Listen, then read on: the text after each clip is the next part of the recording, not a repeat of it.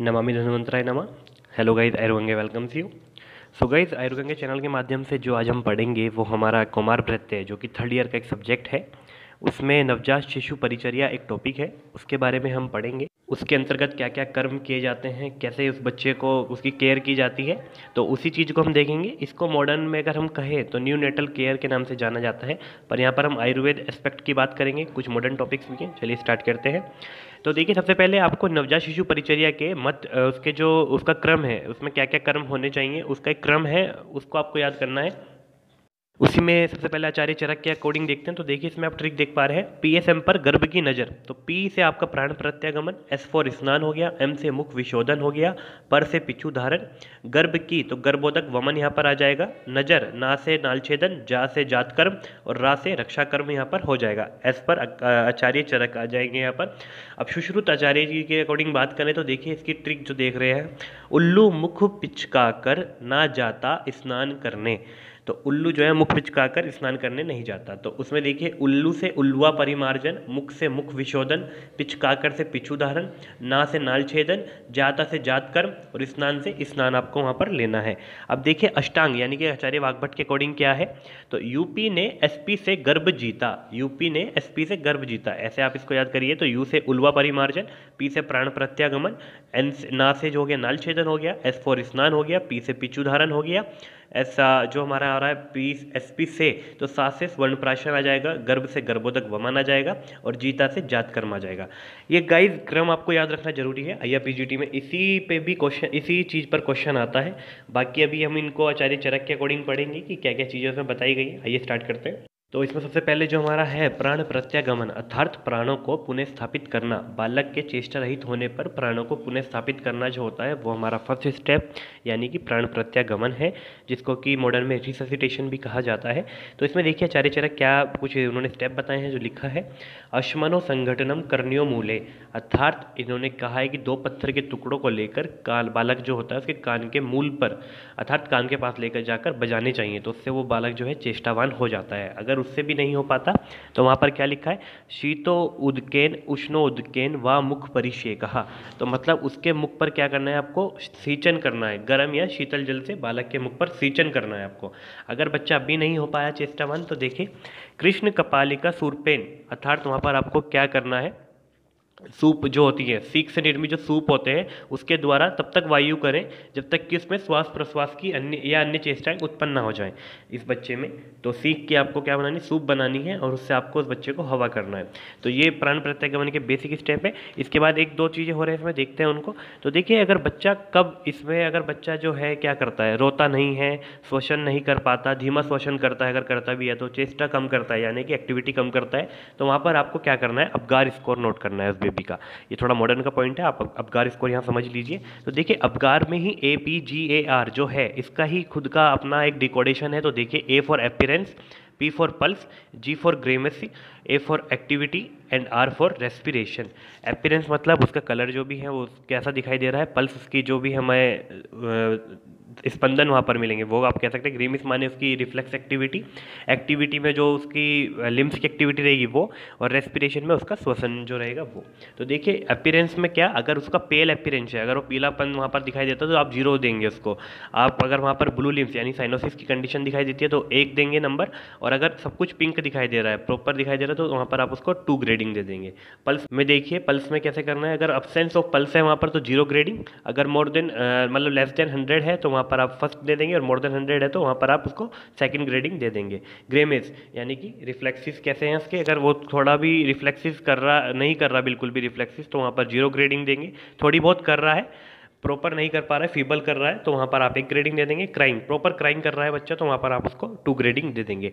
Activity में देखिए, उसका जो बॉडी शेप है वो फ्लैसिड है, मतलब कि बिल्कुल अकड़ा हुआ है, कुछ कर ही नहीं पा रहा है वो, तो वहाँ पर 0 दे देंगे आप। लिम्ब फ्लेक्शन हो रहा है, लिम्ब फ्लेक्शन सॉरी कम हो रहा है वहाँ पर, तो आप वहाँ पर उसको 1 ग्रेडिंग दे देंगे।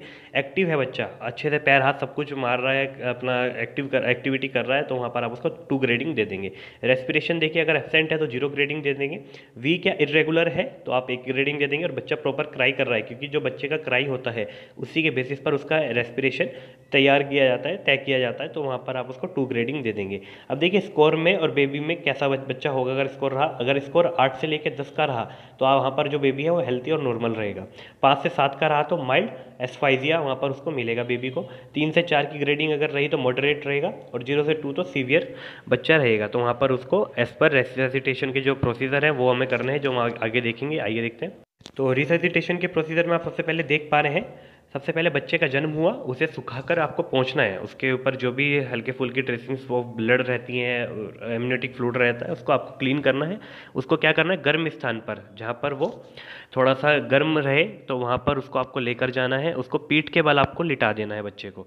सिर थोड़ा नीचे होना चाहिए, इस पोजीशन में आपको लिटाना है, जिससे कि ब्लड फ्लो प्रॉपर जो है ब्रेन तक उसके जा पाए। उसके बाद सक्शन मशीन के द्वारा आपको क्या करना है, नाक व मुख की सफाई करनी है।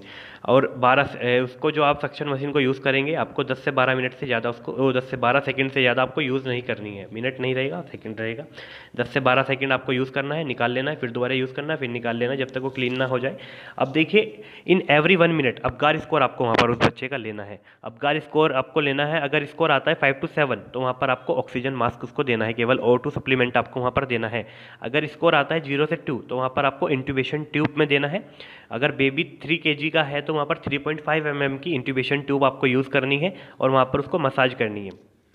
जब हमारी जो हार्ट बीट है वो less than 60 beat per minute होगी तो ऐसी कंडीशन में आप वहाँ पर उसको मसाज करेंगे। अब देखिए अगर अबगार स्कोर 3 to 4 है तो वहाँ पर आपको क्या करना है, थ्रोट क्लीनिंग करनी है लैरिंजियोस्कोप के साथ में।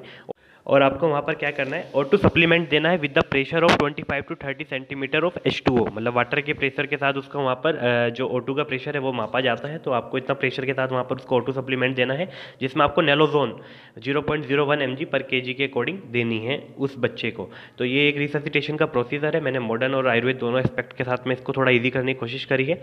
आइए अब आगे देखते हैं। तो आगे में आप देखिए इसमें क्या लिखा हुआ है, विषय कारण क्या रहते हैं इसमें, जो ये कंडीशंस क्रिएट हो जाती है तो क्या होता है। तो देखिए इसमें प्रसव, मात्रज और गर्भज 3 कारण बताए गए हैं। तो देखिए प्रसव में क्या हो सकता है, गर्भिणी को रक्तस्राव हो जाए तो ऐसी कंडीशन आ सकती है। असामान्य प्रसव हो जाए तो वहाँ पर कंडीशन आ सकती है। असामान्य संकोच हो जाए तो ऐसी कंडीशन आ सकती है। अब मात्रज की अगर बात करें तो अगर लेडीज़ की जो एज है वो मोर देन 35 ईयर है तो अतिमात्रव यानी कि मल्टीपैरा, वहाँ पर वो लेडीज़ है ग्रैंड मल्टीपैरा हो चुकी है, बहुत सारी प्रेगनेंसी हो चुकी है उनको। रक्त विषमता यानी कि RH आइसो इम्यूनाइजेशन या जो हम कहते हैं RH इनकॉम्पेटिबिलिटी वो वहाँ पर हो सकती है। गर्भज में देखिए गर्भाशय में मल त्याग अगर बच्चा कर देता है तो ऐसी कंडीशन क्रिएट हो जाती है। हार्ट रेट जो बच्चे की है वो more than 160 beat per minute हो जाए या फिर लेस देन 100 जो है 100 बीट पर मिनट हो जाए तो ऐसी कंडीशन हो सकती है। मेडिसिन ड्यूरिंग प्रेगनेंसी, अगर कोई नॉन सजेस्टेड मेडिसिन अगर लेडीज़ कोई ले लेती है प्रेगनेंसी में तो हो सकता है कि वहाँ पर बच्चे को सफ़र करना पड़ जाए। तो ये हमारा पहला जो स्टेप था रिससिटेशन यानी कि प्राण प्रत्यागमन, वो यहाँ पर कवर होता है। अब इसके बाद हम बात करते हैं स्नान की। तो देखिए स्नान बच्चे को कैसे कराना है, आपको मंदोष्ण जल के साथ कराना है और उसकी प्रकृति यहाँ पर दी है पित्तज, वातज, पित्तज, कफज। तो इसमें कैसे कैसे आपको करवाना है, तो देखिए सबसे पहले एक तो जब आप स्नान कराएंगे दोष बल और सामर्थ्य अनुरूप कराना है उस बेबी के। बच्चा बहुत ज़्यादा वीक है तो आपको ज़्यादा ये नहीं उसे बहुत देर तक पानी में रखना है या कराते चले जाना है। तो अब यहाँ देखिए पित्तज में क्षीरी वृक्ष कषाय यानी कि अश्वत्थ, उदुम्बर, पलाश, वट और पीपल जो है इनका जो कषाय है उनके साथ आपको उस बच्चे को स्नान करवाना है। वातज अगर है तो सर्वगंध युक्त जल के साथ चतुर्जात, एलादिगन और कुमकुम मिलाकर आपको वहाँ पर उसको स्नान करवाना है। पित्तज कफज जो अगर रहा तो वहाँ पर आपको कपित पत्र के द्वारा कसाय जो उसका बनेगा उसके द्वारा आपको वहाँ पर उसको स्नान करवाना है। अब देखिए मॉडर्न के अकॉर्डिंग क्या कहते हैं। तो देखिए मॉडर्न में कहा जाता है हेक्साक्लोरोफिन लोशन जो आता है या सॉप जो आती है उसके द्वारा, सॉप जो बनी हुई रहती है उससे आपको उस बेबी को स्नान करवाना है, या फिर क्लोरोहेक्साडाइन जैसे 5% क्लोरोहेक्साडाइन होती है उसके द्वारा आपको वहाँ पर करवाना है। अगर यहाँ पर केयरलेस हो जाए, मतलब उसका बच्चे का ध्यान ना दिया जाए, इसको प्रॉपर तरीके से स्नान ना कराया जाए या इनका ज़्यादा यूज़ कर लिया जाए जो ये इंग्रेडिएंट्स हमने बताए हैं, तो वहाँ पर क्या हो जाता है, आंटीज डिसीज़ हो जाती है। आंटीज डिसीज में क्या हो जाता है, आंटीज डिसीज़ में वहाँ पर शोथ युक्त चकते हो जाते हैं, यानी कि वहाँ पर रैशेज हो जाएंगे, उसमें स्वेलिंग हो जाएगी। तो वो जो होती है आंटीज डिसीज वहाँ बेबी को हो जाती है। तो अब इसी क्रम में आगे चलते हैं और मुख विशोधन यानी कि थर्ड स्टेप जो हमारा था उसको देखते हैं। तो देखिए यहाँ पर अथास्य ताल्वो ओष्ठ कंठ जीवा परमार्जनम अर्भेता अंगुला सुपरि लिखितम। तो इसमें चरक ने क्या बताया है, चरक कहते हैं कि तालु, ओष्ठ, कंठ, जिह्वा को सबसे पहले आपको क्लीन करना चाहिए सेंधा व घृत के द्वारा। इसके बाद वाग्भट कहते हैं कि राइट तर्जनी में तेल से फोया सिर पर रखना चाहिए। राइट तर्जनी के साथ में जो तेल का फोया है वो सिर पर रख देना चाहिए आपको। सुश्रुत कहते हैं सिर पर घृत भीगा हुआ फोहा रख देना चाहिए आपको, तो उससे हो जाता है।